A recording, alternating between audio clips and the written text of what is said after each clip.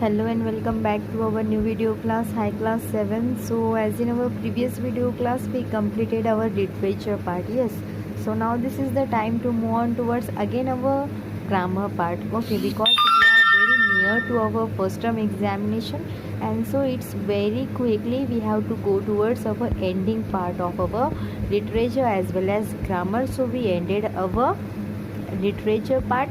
So in few days we have to complete our grammar part also. Okay, dear students, if you have any type of query about any taught subject, you can contact to me. If you didn't got any type of idea about any topic which I taught to you, you can directly call me. I will solve your all doubts. Okay, dear students, so now today we are going to see what is about the story writing, means how we have to write the story. This is important for our class 7 students, because as if we want to improve our vocabulary, if we want to increase our potentiality towards the speaking and writing the English, then it's very much important to have the sense about the story writing, have the sense about the letter writing, have the sense about the email writing, have the sense about the diary writing. Everything is needed, so we have to be careful when we are going towards the story writing. So as we know that there are 5 major components for each good story, and they are setting, plot, character, conflict and resolution. Okay, so these are all parts are very much important, because if we want to make the successful story, makes the good story, make the improved story writing skill, then it should be necessary that we must have to keep into account 5 important components about the letter writing, and they are the setting, plot, character, conflict, resolution. Okay, so as you can see here, well began is half work done. What says here? Well began is half work done. So why it's said here well began is half work done? Because if our beginning is good, if our beginning is very much good and in the good manner, then it means to say that our half portion of our work will be completed, because the well beginning is creates the impact on our mind, and if our mind is in the good mood, then definitely we can get any type of success, any type of achievement, any type of successful components. Okay, so the start and the end are the most important parts of any story. As we seen, there are certain pictures, yes, as we seen there are certain movies, certain cartoons, yes, so that all cartoons, movies, etc are having the perfect start, yes, and having the perfect end. So the perfect start and perfect end are the important components when we are going to write any type of story. So you have to keep in mind that the start and the end are two important measurable things when we want to be a successful story. Okay, so you can choose the stating of your story. You can choose any type of story. That's no any type of having the restriction on you. You can choose any subject. This will set the pace for your story. Yes, definitely, if you having your own story, your own setting of your story, then no one can have the limitation on your imagination. Okay, means if you choose as per your setting of your story, then there are n number of thoughts comes from your mind to make the flourishment, to make the character, plot, conflict and resolution about your story. So the possible starting points for your story are as follows. So there are so much very important things which are covered in this point, that is nothing but the possible starting, because as we know that the starting is very much important and the ending of the story is also that much important as like the same of the starting. So we have to set the possible starting points are which helps the story to make it more clear. So in the middle of the action, at the end of the story, and the beginning of the story, they are very much important points. Okay, means every aspect of your story are important, means starting, then middle point, then the end point. These 3 points are equally important in your story. First is the beginning point, second one is the middle point, and third one is the ending point. That all are important in your story. So you have to keep in mind these 3 possible starting of the points as per the story writing. Okay, then this is about the start of the story. Okay, then how we have to end our story? The end of the story is where the problem faced by the main character are solved and conflicts get resolved. You can choose to end your story in the following ways: surprise ending, then open unfinished ending, and truthful ending. Okay, so I will tell you the clarification of this. Means जो आपकी story का and होता है वो story का and कैसे होगा। तो स्टोरी बनती कब है? स्टोरी तब बनती है जब कोई प्रॉब्लम होता है। यस, स्टोरी में ट्विस्ट कहाँ से आता है? जब कोई प्रॉब्लम क्रिएट होता है। जैसे कि हमारी कुछ मूवीज़ होती है। अब मूवीज़ देखने में हमें कब मज़ा आता है? जब हीरो की विलन के साथ फाइट होती है। और विलन के साथ हीरो की फ़ाइट कब होती है? मे बी हीरोइन की वजह से या फिर हीरोइन के फैमिली की वजह से, है ना। तो उसी तरीके से सेम जब हमारी कोई स्टोरी बनती है तो वहाँ पे उसको परफेक्ट एंड कब आता है? जब वहाँ पे जो हमारा मेन कैरेक्टर होगा, main character means for example जब हमारे हीरो को कोई प्रॉब्लम फेस होती है, उसको अगर कोई प्रॉब्लम फेस आउट होती है और वो उसे जब सॉल्व कर देता है उस कॉन्फ्लिक्ट को जब वो रिजॉल्व कर देता है, तब जाकर क्या होता है, हमारी स्टोरी को परफेक्ट एंड मिलता है। तो जैसे कि हमने देखा सेटिंग। ओके, तो सेटिंग में क्या होता है? आपका जो भी कुछ आइडिया है आप वहाँ पे डाल सकते हो। यस, उसके बाद में प्लॉट में क्या होगा? आपको क्या करना होगा? आपकी स्टोरी को स्टार्ट करना होगा एग्जैक्टली उस तरीके से। यस, मतलब मिडल ऑफ द एक्शन की तरह, या फिर कुछ एंड कर दो स्टोरी का उसी में, या फिर वहाँ से जो स्टोरी कहीं से एंड हुई थी वहाँ से उसे उठा लो, या फिर कोई न्यू ही स्टोरी स्टार्ट कर दो। यस, तो इस तरीके से आप उसकी प्लॉटिंग कर सकते हो। उसके बाद में कैरेक्टर कैसे ड्रॉ करोगे आप? Character as a hero, heroine कुछ होंगे ना वहाँ पे, उस तरीके से कुछ विलन्स होंगे। उसके बाद में कॉन्फ्लिक्ट कैसे क्रिएट होगा? कॉन्फ्लिक्ट क्रिएट होगा वो मेन कैरेक्टर जो होगा आपका, उसके पास कुछ तो भी प्रॉब्लम क्रिएट हो जाएगी, और उस प्रॉब्लम को सॉल्व करने के लिए आपको 5th स्टेज पर आना होगा। 5th स्टेज किसके लिए है? 5th स्टेज है रिजोल्यूशन के लिए। रिजोल्यूशन मतलब आपके प्रॉब्लम का सॉल्यूशन निकालने के लिए, और प्रॉब्लम का जब तक सॉल्यूशन नहीं निकलता तब तक तो हमारी कोई स्टोरी एंड ही नहीं होती है। ओके, सो स्टोरी को एंड करने के लिए ज़रूरी है कि वहाँ पे कॉन्फ्लिक्ट क्रिएट हो। और कॉन्फ्लिक्ट कब क्रिएट होगा? जब वहाँ पे मेन कैरेक्टर को कोई प्रॉब्लम आएगा, और वो ही मेन कैरेक्टर क्या करेगा? आपकी जो स्टोरी में जो प्रॉब्लम क्रिएट हुआ है उसको वो क्या करेगा? सॉल्व करेगा। ओके, तो इस तरीके से आप आपकी स्टोरी को क्या कर सकते हो? एक परफेक्ट फिनिश देकर एंड कर सकते हो।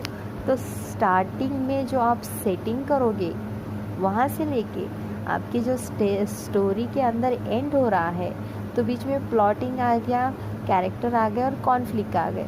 तो ये तीनों चीज़ें नहीं होगी तो आप रेजोल्यूशन नहीं कर सकते हो। तो यहाँ पे 5 चीज़ें बहुत ही इम्पॉर्टेंट है: सेटिंग, प्लॉटिंग, कैरेक्टर, कॉन्फ्लिक्ट और रिजोल्यूशन। ओके, तो each and every point is important as per the story writing, because character is important, conflict is important. Without character no conflict will create, and if conflict will create then definitely we have to resolve the problem. Yes, so each and every aspect is depend upon each and everyone. Okay, सो आपको story को and कैसे करना है, आप बहुत ही अलग अलग तरीके से स्टोरी को एंड कर सकते हो. डायरेक्टली मतलब हीरो ने विलन को मार दिया और स्टोरी ख़त्म, ये भी हो सकता है. ये फ्रूटफुल एंडिंग हो गया. यस, ये फ्रूटफुल एंडिंग हो गया कि मतलब हीरो ही था जो विलन को मारने वाला था, और विलन ही था जो सारी प्रॉब्लम की जड़ था, तो आपने विलन को ही ख़त्म कर दिया. फ्रूटफुल एंडिंग हो गई.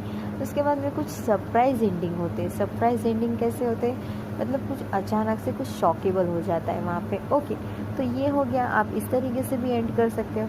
उसके बाद में open unfinished ending. Unfinished ending मतलब वो स्टोरी का एंड तो हो गया लेकिन वहाँ पे प्रॉब्लम सॉल्व नहीं हुई. ओके, प्रॉब्लम अच्छी तरीके से रिजॉल्व नहीं हुई, तो इस तरीके से भी आप आपकी स्टोरी को एंड कर सकते हो as per your choice. Okay dear students, so अब हम क्या करते हैं, अब हम सैम्पल देखते हैं स्टोरी राइटिंग का कि किस तरीके से स्टोरी राइटिंग करनी है. तो जैसे कि यहाँ पे दिया है begin with a catchy introduction. Okay, तो आपको क्या करना है, जो ऑडियंस होगा, जो रीडर होगा, उसको आपको यहाँ पे उसका इंटेंशन जो होगा वो कैच करना होता है by the beginning with the proper catchy introduction. Introduction ही ऐसा कैचेबल होना चाहिए कि जो लोग हैं वो आपकी तरफ अट्रैक्ट हो जाए. Okay, for example, a minute ago I was at home watching TV and sipping tea, and the next minute I was being rescued by a fireman. I was gasping for air. It took me some time to notice my surroundings. When I finally looked around, I saw people screaming, either in pain or with anger. Small children were huddled up with their panic-stricken mothers. The smoke had taken a shape of a cloud and was hovering above the building. So this is the catchy introduction of the our story. यहाँ से हमारी story क्या हो रही है, start हो रही है. तो एक प्रॉपर कैचअप करने वाला इंट्रोडक्शन यहाँ पे मिला है हमको. तो इसी तरीके से आपको क्या करना होगा, इसी तरीके से आपको भी आपकी जो स्टोरी आप लिखोगे उसमें इंट्रोडक्शन ऐसा कैचेबल होना चाहिए, अट्रैक्टिव होना चाहिए. ओके, देन नेक्स्ट क्या होता है, जैसे कि हमें पता है कि वहाँ पे कुछ प्लॉटिंग्स करना होते हैं, कुछ डायलॉग्स आपको बनाने होंगे, कुछ वहाँ पे कैरेक्टर को आपको वहाँ पे बिल्डअप करना होगा, फिर कुछ प्रॉब्लम्स आएंगी वहाँ पे, कुछ कॉन्फ्लिक्ट आएगा, फिर उसको रिजॉल्व करेंगे हम. तो ऐसे 5 स्टेप्स में होंगे हमारी जो पर्टिकुलर स्टोरी है. तो हमने फर्स्ट सेटिंग तो देख ली कि किस तरीके से एग्जैक्टली हमारी स्टोरी स्टार्ट हुई थी. उसके बाद क्या हुआ, yes, my building was on fire, the smoke detectors went of immediately, pouring water from the roof. Okay, ये हम हमारा ये वाला पैराग्राफ देख रहे हैं, आप यहीं पे देखना पहले. Okay, I open the door to see the cause of all that noise. I saw flames engulfing almost anything which came in its path. I tried hard to remember what I was supposed to do. I had participated in many fire safety drills and the time had come to put it to use. I knew I had to lay low, as the smoke is heavier than air and tend to linger a little above the ground. Crawling close to the ground helped to breathe, and I could find my way through the hallway. Okay, तो ये इसमें क्या हुआ है, इस paragraph में आपको क्या करके बताया गया है, एक स्टोरी का जो सिचुएशन क्रिएट करके बताया गया है. Exactly, yes, add as many details as possible. So this is exactly the plotting.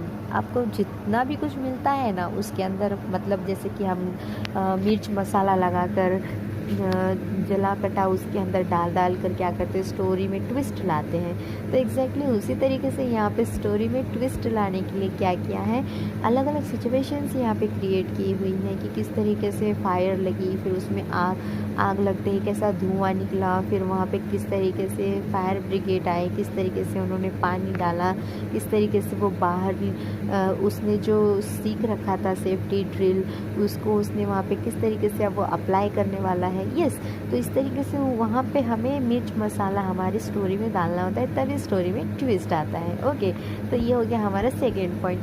अब आपको क्या करना होगा my dear students, as well as उसके साथ में आपको क्या करना है, यहाँ पे और कुछ मसाला उसने डाला है। क्या लिखा है उसने, The thick smoke made it impossible for me to locate the exit. I found a corner where smoke was a little less and I rested my back against the wall. I had to find a way to survive this. Just then I saw a blue figure approaching quickly towards me. I still could not see clearly. Okay, तो यहाँ पे उन्होंने twist डाल दिया।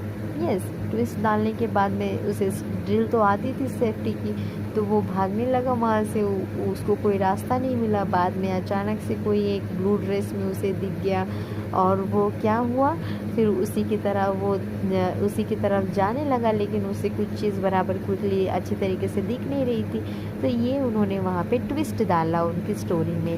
तो अब twist डालने के बाद में एग्जैक्टली क्या होता है, वो उसके अंदर हमें कुछ डायलॉग्स भी ऐड करना होगा। तो यहाँ पे कोई कैरेक्टर आ जाएगा। यस, कैरेक्टर आने के बाद में फिर कुछ कॉन्फ्लिक्ट होगा और फिर रिजोल्यूशन होगा। ओके, रिजोल्यूशन होगा तो किस तरीके से यहाँ पे हम कुछ कैरेक्टर को ऐड करेंगे, डायलॉग ऐड करेंगे। Get up sir, the building is on fire, I am a fireman and we need to exit the building right away, said the fireman. देखो फायरमैन ने क्या कहा है कि बिल्डिंग में आग लग गई है। यस, हमें जल्दी निकलना होगा यहाँ से। Then I could not understood anything. I was dizzy from lack of oxygen. He lifted me up and put my lifeless arms around his neck. The next thing I remember is being surrounded by a team of doctors. I was wondering how I came down from my building when a familiar looking man stood in front of me. Are you all right, sir? He asked. Yes. तो इस तरीके से आपको क्या करना होता है, कुछ डायलॉग्स क्रिएट करने होते हैं। और कुछ डायलॉग्स यहाँ पे क्या क्रिएट किए हैं, I think so, yes, do you know what happened, I asked. The electrical wires caught fire which quickly spread to other parts of the building. It started in the apartment next to you. It is a miracle that you are unharmed, he explained. Do you know the fireman who saved my life? I want to thank him, I pleaded. No need to thank me, sir. It was my duty, he said as he walked away. Okay, तो इस तरीके से आपने क्या करना है, उसके बाद में कुछ डायलॉग्स भी आप क्रिएट कर सकते हो कि मतलब कैरेक्टर में किस तरीके से बातचीत हुई है। क्योंकि जैसे कि यहाँ पे जो बच्चा है, यहाँ पे जो पर्सन था जो आँख के अंदर अटक गया था, तो फायरमैन ने उसे निकाला, फिर बाद में वो ऑक्सीजन उसके पास लेवल कम होने की वजह से वो बेहोश हो गया। और फिर जब उसकी आँख खुली तो उसने खुद को डॉक्टर्स के पास घेरा हुआ महसूस किया। उसके बाद में डॉक्टर से उसने पूछा कि मुझे यहाँ पे किसने लाया, तो उसने बताया कि उसे फायरमैन ने लाया। तो उसने कहा कि मैं उस फायरमैन का थैंकफुल हूँ, मैं उसका शुक्रिया करना चाहता हूँ। तो फिर फायरमैन ने कहा इसकी कोई ज़रूरत नहीं है सर, आपको थैंक यू कहने की कोई ज़रूरत नहीं है। तो इस तरीके से क्या हुआ कि जो आग लगी थी, आग की जो सिचुएशन थी, फायर की जो सिचुएशन थी, उसमें से उस पर्सन को बाहर निकाला गया। तो एग्जैक्टली इस तरीके से आपको डायलॉग राइटिंग करनी होती है स्टोरी में, आप वो कर सकते हो। क्योंकि यहाँ पे जब तक कैरेक्टर की कॉम्बिनेशन नहीं आएगी तब तक एग्जैक्टली स्टोरी में ट्विस्ट नहीं आएगा, मज़ा नहीं आएगा। ओके, उसके बाद में आपको क्या करना होता है, अब जैसे ही रिजोल्यूशन आपका, कॉन्फ्लिक्ट आपका हो गया, अब आपको क्या करना है, रिजोल्यूशन करना है, स्टोरी का एंड करना है। तो स्टोरी का एंड कैसे करेंगे, आप ओपन अनफिनिश्ड कर सकते हो आप, है ना। उसके बाद में आप डायरेक्ट फिनिश कर सकते हो, या फिर वहाँ पे आप स्टोरी के अंदर ट्विस्ट ला सकते हो और स्टोरी को बीच में ही छोड़ सकते हो। यस, सो यहाँ पे स्टोरी का एंड किस तरीके से किया है, They must have taken only a few steps when I could not see him anywhere. I did not get a chance to ask him name or thank him properly.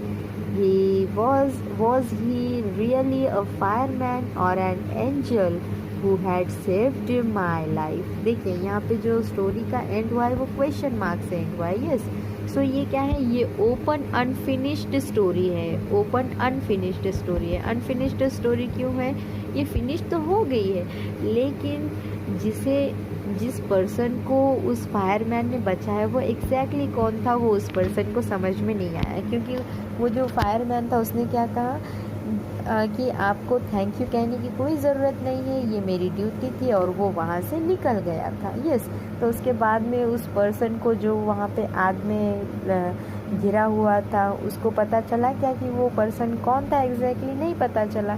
तो उसे क्या लगा, क्या सच में वो फायरमैन ही था या फिर कोई देवदूत था, कोई एंजल था, ये उसका सवाल ही रह गया। तो इस तरीके से ये स्टोरी एग्जाम्पल है ओपन अनफिनिश्ड एंडिंग स्टोरी की। ओके, क्योंकि यहाँ पे क्वेश्चन मार्क आया है हमारी स्टोरी के एंड में, तो जब स्टोरी के एंड में क्वेश्चन मार्क होगा तो डेफिनेटली वो स्टोरी तो एंड हुई होगी लेकिन वो एक्चुअली एंड नहीं होती है। ओके, क्योंकि क्वेश्चन मार्क है तो वो क्वेश्चन मार्क की story open unfinished ending story होती है। ओके, तो इस तरीके से आपको क्या करना होता है, स्टोरी राइटिंग करनी होती है। ओके, तो स्टोरी राइटिंग में आपको ध्यान रखना है setting, plotting, then character, conflict and resolution, ये 5 इम्पोर्टेंट कंपोनेंट्स है। इसके साथ आपको क्या करना होता है, स्टोरी को स्टार्ट करना होता है प्रॉपरली और स्टोरी को एंड करना होता है। आप 3 तरीके से स्टोरी भी एंड कर सकते हो, ओपन एंडिंग कर सकते हो या फिर वहाँ पे कुछ आप स्ट्रेटेजी यूज़ कर सकते हो या फिर आप डायरेक्टली स्टोरी को एंड कर सकते हो। ओके, मतलब सरप्राइज़ कुछ लाकर वहाँ पे एंड कर सकते हो या फिर डायरेक्ट एंड कर सकते हो या फिर वहाँ पे आप स्टोरी को बीच में ही छोड़ सकते हो, मतलब ओपन अनफिनिश्ड कर सकते हो। ओके, तो इस तरीके से आपको स्टोरी राइटिंग करना होता है। अगले वीडियो क्लास में हम ग्रामर का पार्ट देखेंगे, लेकिन मैं आपको कोई एक स्टोरी का एग्जाम्पल मैं आपको लिख कर दूंगी और 2 स्टोरीज़ आपको खुद करने होंगे। ओके, तो वो आपका होमवर्क हो जाएगा। तो इस तरीके से हमारा स्टोरी राइटिंग पार्ट भी फिनिश हो जाएगा और हम जल्दी हमारा फर्स्ट टर्म एग्ज़ाम के पहले हम हमारा सारा चैप्टर कंप्लीट कर लेंगे। So thank you so much my dear students for listening this boring lecture. Thank you so much. Keep loving literature and stay with us all the time. So take care. Good luck. Bye bye. See you in the next video class with our next part of the grammar.